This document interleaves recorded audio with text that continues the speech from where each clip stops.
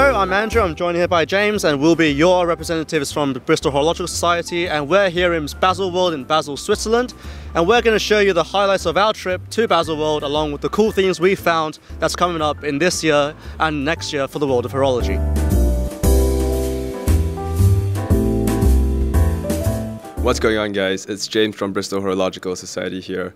Second last day of BaselWorld 2019, and I'm super excited and honored to be with the one and only Monsieur Romain Gauthier of the brand himself. He's the founder, and CEO of the brand.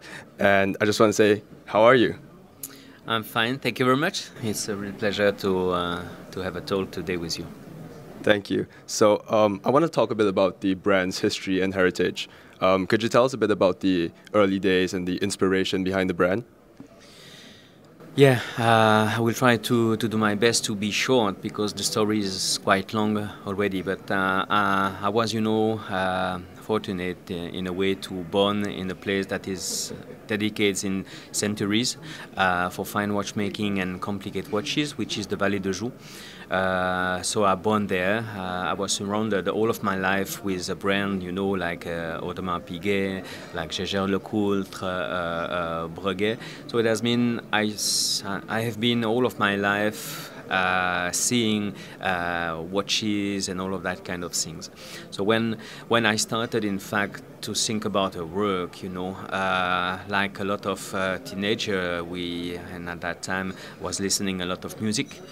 So I started the technical school in the Vallée de Joux in electronic. The technical school is not necessarily a watchmaking school in the Valley.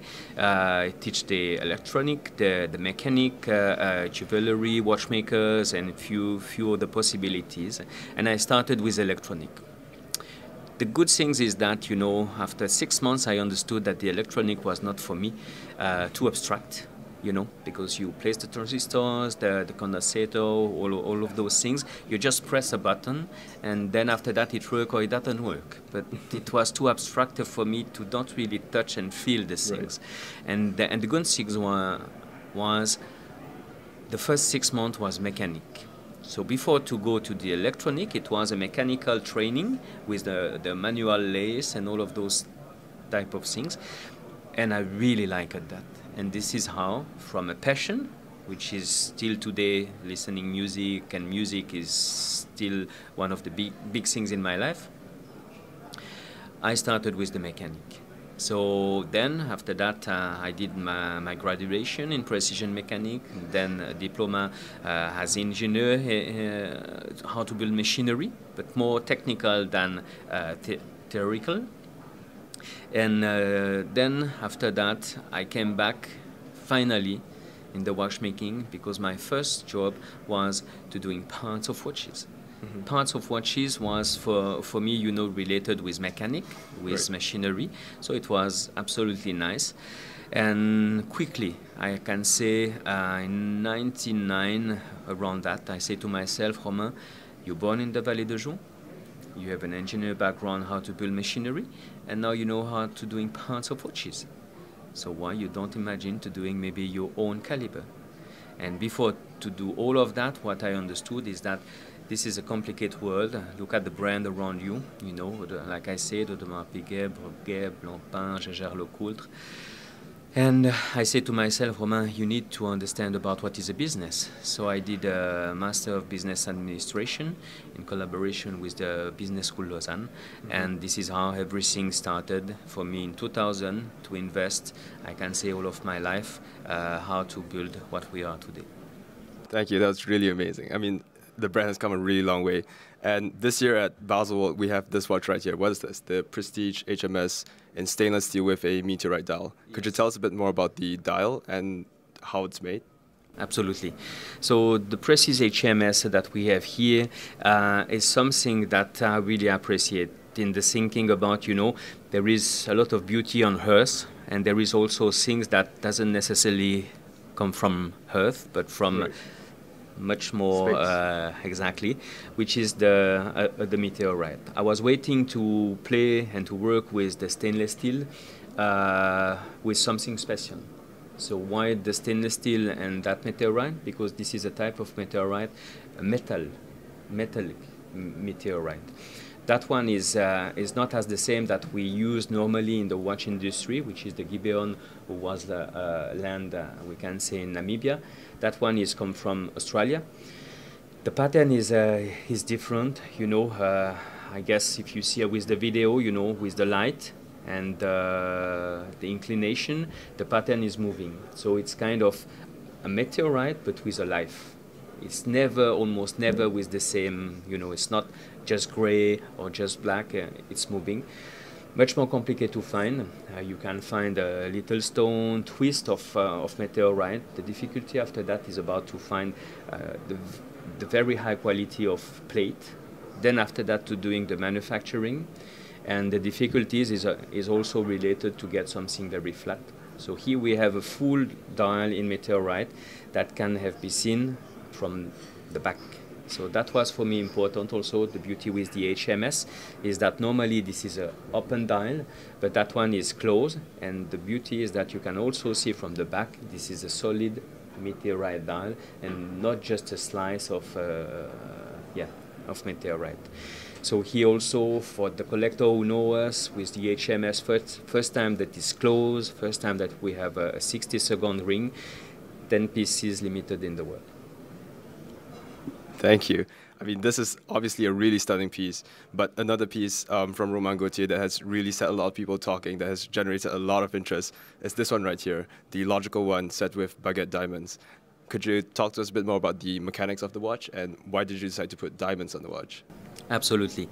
So again, I can say related to the stones, but something different. For me, one of the most beautiful things that you have on Earth for that time, the diamond. We never did it with the logical one because mostly the type of our collectors are the serious collector around the world, and you know they are not necessarily attracted by the first time by the, unfortunately, what a lot of person talk as a bling bling combination. So I try my best to combine the real haute horlogerie combined with the most beautiful things that we have in a way in terms of stones on Earth, the diamond. So here 92 baguette, 7.27 carat. The constant torque is here with another approach. The approach from a few centuries was with a fusee to compensate the losing of the power to grow the torque. So everybody knows that every engine there is two important things: power and torque. Exactly. So here is exactly the same. How we compensate that? It's really simple. I'm just going to show you. This is by the principle of the lever. If you push a door from the inside, it's going to be complicated. If you push the door from the outside, it's going to be easy. So this is how we compensate. And the fusee did exactly the same things. But from my point of view, in terms of engineer, I said, Romain, you saw so many times the chain broke. The chain was with corrosion, rust, and all of that. And the entire watch is gone. How to doing a chain from the 19th century, it's very complicated. So I said to myself, Romain, this is a nice complication, but the tricky point will be the chain. So let's have a thinking about the chain. And this is why that mechanism allows me to work with a chain as a mechanical chain. Always two links inside, two links outside, and with ruby rollers inside, as you have it in a bicycle, as you have in a motorcycle. So a complete rethinking about the same physical principle, which was already used with Leonardo da Vinci at that time, and in a logical one. Thank you. That was really interesting, getting behind the mechanics of the watch. You know, the brand was founded in 2005, is that correct? Yes. And it has come a really long way since. Just in 2013, you won the Grand Prix d'Horlogerie for the logical one.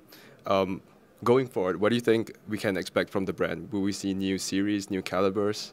Mm-hmm. Absolutely. You know, the things that I really appreciate is today to think out of the box. You know, we always listen that everything was made. We have to think about that everything was made in the 19th centuries. the 18th centuries. We live in the 21st. So we are lucky, in my point of view, that we have so much more knowledge about metal, about physics, about engineering, tools to understand more about mathematics, about physics, the machinery. From all of those aspects, we can think twice. The past is our heritage, but we have to continue to move on that. Absolutely. And my vision is really to turn the wheel of the haute horlogerie from the creativity. And the creativity is sometimes to take a distance. Yep. Yes, it was made like this, but what was the principle? What is the goal and the end of that principle? Right. Is it by the right way? Is it because it was made because by an industrial process it was easiest, like the Swiss anchor? It's just a T-shape. We have a triangular shape because by an engineering point of view, when you have your anchor and you have the 2 points of contacts, if you have nothing to rigidify, you get vibration on every time. So this was, for me, typically developed the anchor to be mass produced by stamping. But the two arms that we have on the anchor are just, supporting and reduce also in a way the vibration. Yeah. If you give the anchor study for any kind of engineer school, polytechnical school, they will never design a T-shape. They will design, with a lot of port related with the strength that is on every side of the anchor. Right. So what I did with just a triangular shape, it was just my basic thinking. How to think twice if you have to do it by your own. This is always nice to get that freeness. Yeah. And today when I design, when I'm developing, this is exactly what I do. I say to myself, Romain, today your team, me it was before, today and the team do that. We are going to do that in-house. So let's think twice about the engineering, about the design. So the future is going to be interesting from multiple angles. As our capacity in terms of manufacturing today, this is my background. Some project that will arrive will be completely surprising and also related, like I said to you, to the 21st centuries. Yep. The type of complication that we will do will be related with that thinking, think out of the box, and have a logical rethinking about the complications. Thank you. Thank you. Romain, it was such a pleasure talking to you and hearing about your brand. And on behalf of the team at Bristol Horological Society, I just want to say thank you very much for taking the time to talk to us today about your brand.